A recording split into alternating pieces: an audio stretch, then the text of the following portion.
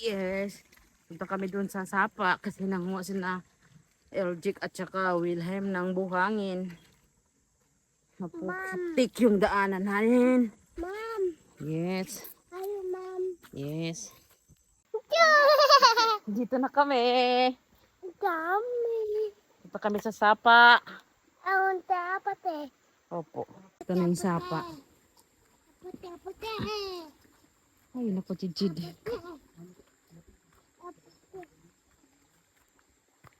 Kaya kami nanguha ng buhangin kasi gagawa kami ng tangke ng tubig dahil laging schedule ng tubig papunta sa amin.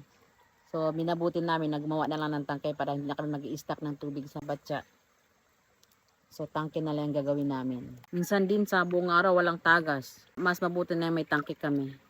Ganyang lamok kung ilan ang nakakagat sa akin. Malamok dito sa Sapa.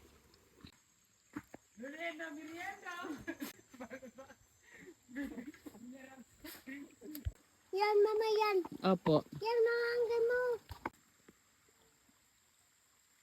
Pag walang tagas sa bahay, dito pa rin kami kumukuha ng tubig dito sa baba. Dula si Sid.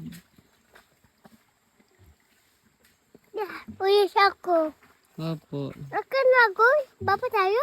Mama agoy. Opo. Dito yan dati yung may poso dito dati.